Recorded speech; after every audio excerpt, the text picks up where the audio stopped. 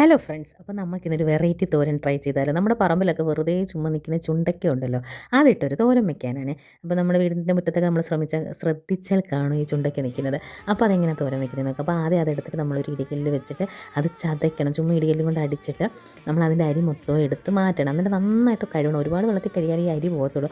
ഈ അരി വേണ്ട നമുക്ക് കേട്ടോ.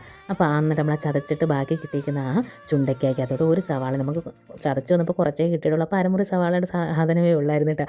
അപ്പോൾ ഞാൻ അതിൻ്റെ കൂടെ തന്നെ കുറച്ച് ചക്കക്കുരു വേറെ ഉപ്പിട്ട് വേവിച്ച് മാറ്റി വെച്ചിട്ടുണ്ടായിരുന്നു. അന്നേരം ഇപ്പോൾ വലിയൊരു തോരനായി കിട്ടില്ല, പക്ഷേ ഇങ്ങനെ വെക്കുമ്പോൾ നല്ല ടേസ്റ്റുമാണ് കേട്ടോ.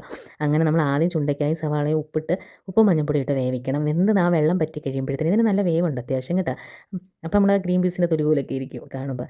അങ്ങനെ അത് വേവിച്ചെടുത്തിട്ട് നമ്മൾ വെന്ത് വരുമ്പോഴത്തേന് നമ്മുടെ ചക്കക്കുരു ഉപ്പിട്ട് വേവിച്ചെടുത്തതും കൂടെ രണ്ടും കൂടെ ചേർത്ത് മിക്സ് ആക്കും. ഇത് തീ കുറച്ച് വെച്ചിട്ട് നമുക്ക് 2-3 നക്ക് തേങ്ങ ചിരവിയതും അതിൻ്റെ കൂടെ കുറച്ച് വെളുത്തുള്ളിയും മഞ്ഞൾപ്പൊടിയും കുറച്ച് മുളക് പൊടിയും, പച്ചമുളക് ചതയ്ക്കുന്നവർക്ക് അതും ചതയ്ക്കാം കേട്ടോ. അപ്പോൾ മുളക് പൊടി ആകുമ്പോൾ നമ്മുടെ എരിയുടെ ബാലൻസ് കിട്ടും. അപ്പോൾ ഇത് കുറച്ചേ ഉള്ളല്ലോ, പച്ചമുളക് ആകുമ്പോൾ ഒരുപാട് എരിയായിപ്പോകും കേട്ടോ. എന്നിട്ട് ഈ അരപ്പെടുത്ത് നമ്മൾ ഈ തോരനകത്തോട്ട് മിക്സ് ചെയ്തിട്ട് നമ്മൾ ചെറിയ തീയിൽ നന്നായിട്ട് ഇളക്കി കൊടുത്ത് അതിൻ്റെ വെള്ളമയം എല്ലാം പറ്റി പിന്നെ ഈ അരപ്പിൻ്റെ പച്ചവണ്ണം മാറുന്നിടം വരെ ഇളക്കി കൊടുക്കണം കേട്ടോ. എന്നിട്ട് കുറച്ച് കറിവേപ്പിലയും പിന്നെ പച്ച വെളിച്ചെണ്ണയും കൂടെ ഒഴിച്ച് ഇത് നന്നായിട്ട് ഇളക്കിയെടുത്ത് കഴിക്കാവുന്നതാണ്. പറമ്പിലൊക്കെ ചുമ്മാ കിട്ടുന്നതെന്ന് പറഞ്ഞാൽ കളയലേ, നല്ല ഔഷധ ഗുണമുള്ളൊരു സംഭവമാണ്.